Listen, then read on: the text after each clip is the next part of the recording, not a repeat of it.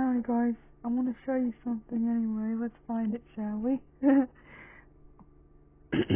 Here is, Mr. Nightmare the Path. Let's start it, shall we?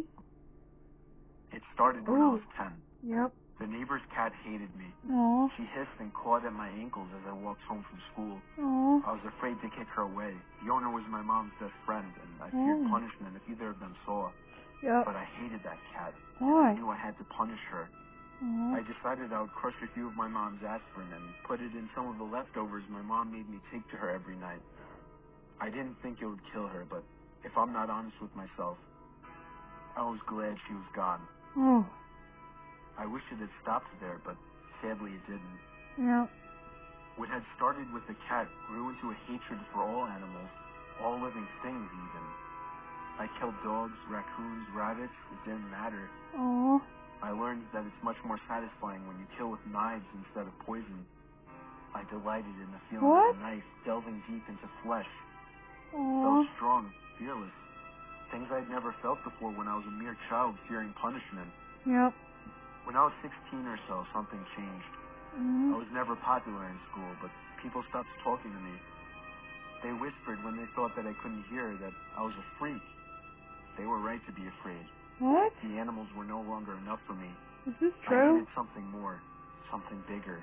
Looks So I like it. decided I would kill my little sister, Julia. What? My parents decided to go out one warm June evening, leaving me in charge of her. She was only 5, but I envied her. She, who got all the attention. She, who at such a young age had more friends than I had ever had. Aw. So when my parents left, I set her in front of the television and planned. Close to dinner time, I asked Julia if she wanted to go for a short walk.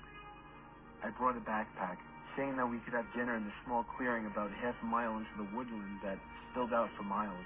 That began a minute's walk from the backyard. What? We weren't usually allowed in the woods, though it was where I usually trapped and killed animals, so she was excited. While she was getting dressed, I packed. I put a serrated knife, a thick tablecloth, rubber gloves, a roll of duct tape, of which I ripped a small strip, a change of clothes and shoes, and scissors.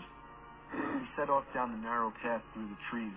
When we finally reached the clearing, I let her walk ahead of me.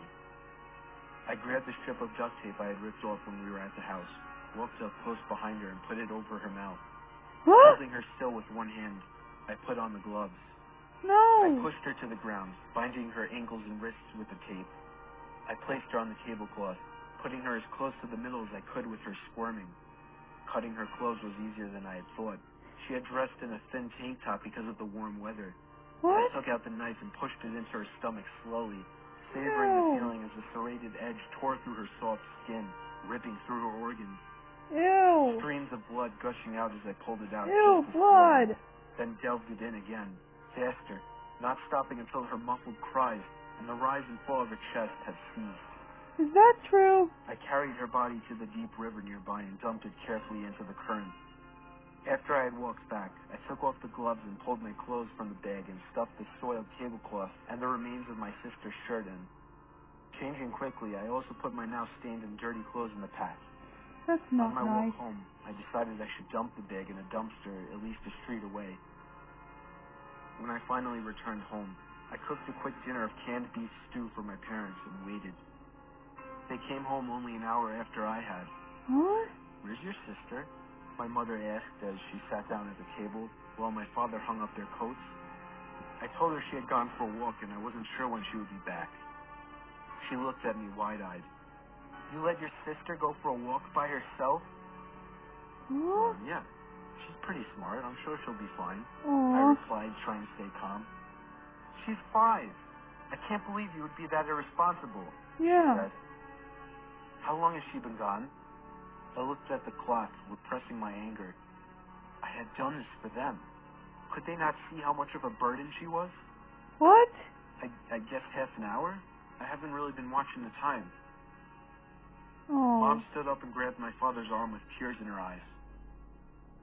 "Honey, go call the police. She's been gone for too long. What Aw. if something happened to her?" Father That's took not out his good. cell phone and dialed 911, walking to Julia's room and sitting on her bed. He came out a few minutes later and said they were looking for her. Oh boy. They believed me. I thought. We spent the next half hour waiting silently around the kitchen table when a knock came at our front door.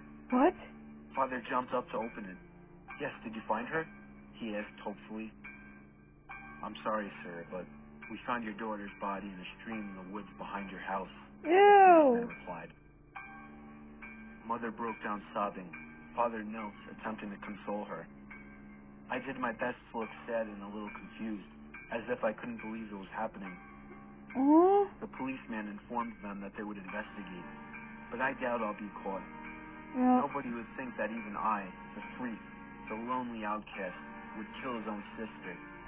And that's Huh? not even the good part. No. I found out Mom's gonna have a child, and I can't wait to be a big brother again. Of course. So that was pretty rude, but that's the end of the story. Bye, guys.